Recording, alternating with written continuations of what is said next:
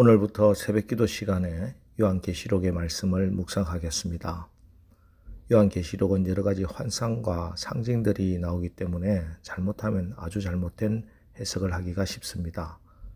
그래서 계시록을 바로 읽고 이해하기 위해서는 두 가지 극단적인 생각에서 벗어나야 합니다. 첫 번째는 계시록은 너무 어렵다. 이 성경은 너무 어려워서 평범한 내가 이해할 수 없다는 생각입니다. 사실 계시록에는 도무지 풀 수 없는, 함부로 다룰 수 없는 부분이 있습니다. 현대인들이 이해하기 어려운 여러 상징과 환상이 많기 때문입니다.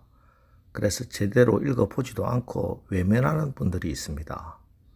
하지만 요한계시록도 다른 모든 성경과 마찬가지로 우리의 믿음과 신앙생활에 유익을 주기 위해서 성령이 주신 말씀이기 때문에 예수님을 믿고 성령이 거하는 우리 누구나 편견 없이 잘 읽으면 성령의 조명하에서 나에게 주시는 그 말씀을 알 수 있습니다. 반면에 요한계시록만이 모든 진리를 다 포함하고 있는 말씀이라는 생각입니다.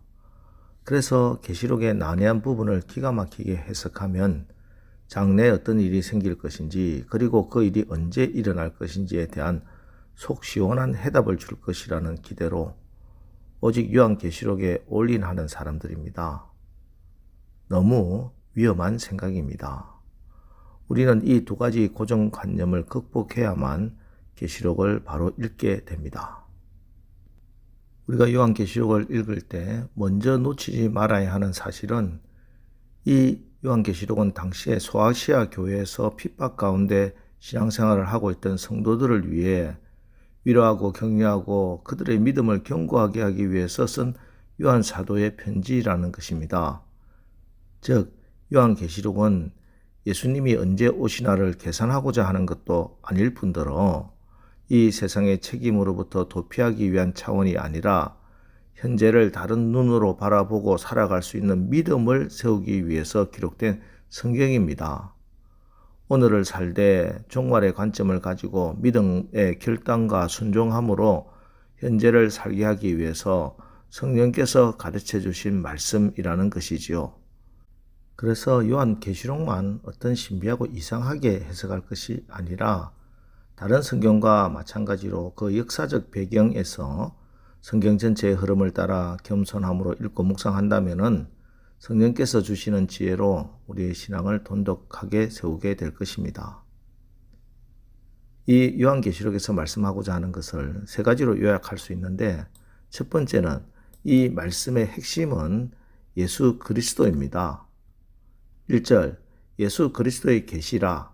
이는 하나님이 그에게 주사 반드시 속히 일어날 일들을 그 종들에게 보이시려고 그의 천사를 그 종 요한에게 보내어 알게 하신 것이라.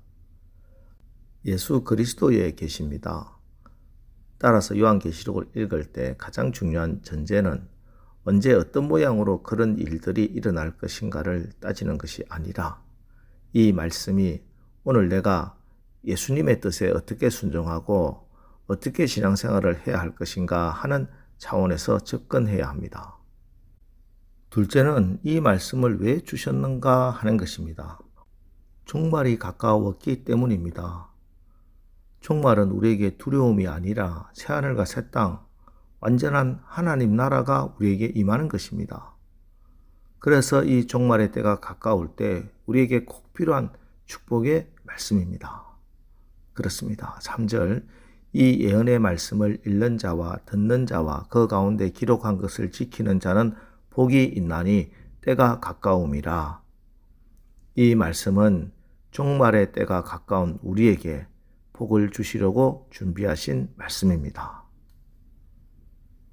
셋째는 세상의 종말은 반드시 온다는 것입니다. 7절, 볼지어다 그가 구름을 타고 오시리라. 각 사람의 눈이 그를 보겠고 그를 찌른 자들도 볼 것이요 땅에 있는 모든 족속이 그로 말미암아 애곡하리니 그러하리라. 아멘. 그래서 종말에 대해서 논하지 말자는 것이 아니라 바른 인식을 가지고 읽어야 한다는 것입니다. 종말은 있다. 예수님은 반드시 다시 오신다는 것입니다. 자, 이런 인식을 가지고 이제 1장 말씀을 보겠습니다. 먼저 이 편지를 쓴 발신자와 수신자를 밝힙니다. 4절 요한은 아시아에 있는 7교회에 편지하노니 이제도 계시고 전에도 계셨고 장차 오실 이와 그의 보좌 앞에 있는 7영과. 자, 이 편지를 기록한 사람은 사도 요한이고 편지를 받아보는 사람들은 아시아에 있는 7교회의 성도들입니다. 여기서 말씀하는 아시아는 지금의 튀르키예, 터키 지역입니다. 때문에 여기 이 7교회는 2000년 전의 역사 속에 실제 했던 교회입니다. 이 편지는 시간과 공간을 뛰어넘어서 2000년이 지난 오늘 한국에 2만일을 증거하기 위한 말씀이 아니라 2000년 전에 로마의 핍박 가운데 신앙을 지키며 살아야 했던 바로 그 믿음의 선진들에게 주신 말씀입니다. 반면에 그 당시 소아시아에 있는 교회가 이 7교회만 있었던 것은 아닌데 왜 하필 이 7교회만 선택해서 편지를 읽도록 했을까? 그것은 7교회가 각각 지니고 있는 대표성 때문입니다. 7, 7이라는 숫자는 온전수이며 충족의 수죠. 그래서 이 7교회는 모든 세대의 교회를 다 포함하는 시대적 대표성을 가진 교회입니다.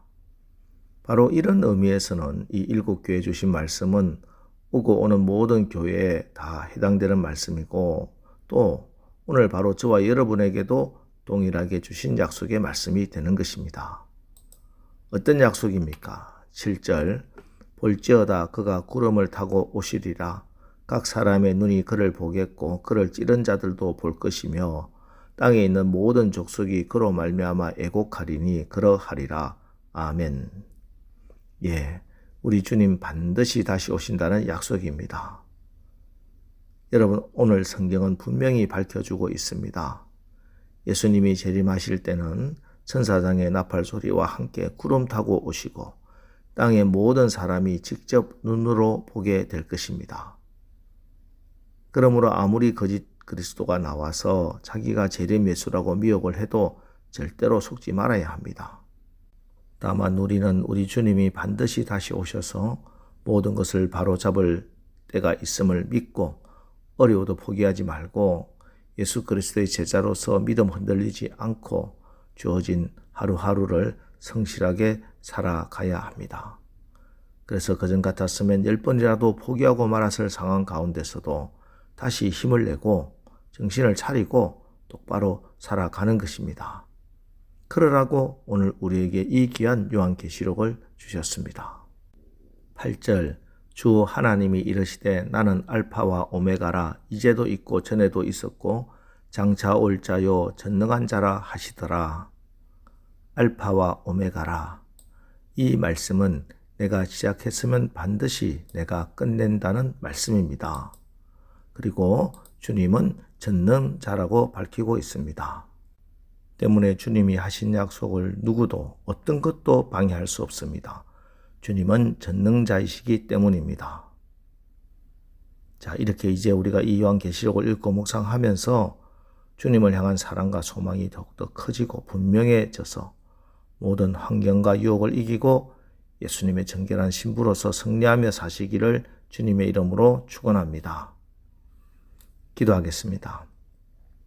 하나님, 오늘부터 새벽 예배 시간에 요한계시록 말씀을 읽고 묵상합니다. 이 말씀을 읽는 자와 듣는 자와 그 가운데 기록한 것을 지키는 자는 복이 있다고 말씀하셨습니다. 이 마지막 때 우리가 이 요한계시록을 읽고 묵상하고 이 말씀을 붙들고 기도할 때마다 우리의 믿음이 더욱 굳세지고 소망으로 가득 차게 하옵소서. 주님 다시 오심을 분명히 믿고 예수 그리스도의 제자로서 믿음 흔들리지 않고 주어진 하루하루를 성실하게 살아 주님 오실 때 부끄럽지 않도록 주님께 칭찬받고 면류관 받는 그런 상급이 있는 구원의 주인공들 되게 하여 주시옵소서. 예수님의 이름으로 기도합니다. 아멘. 자, 이제 오늘 말씀을 붙들고 주여 우리가 종말의 신앙을 가지고 하루하루를 성실하게 살아 주님 오실 때 칭찬받고 면류관 받는 그런 상급이 있는 구원의 주인공들 되게 하옵소서. 우리 합심해서 기도하고 나가겠습니다. 우리 기도하겠습니다.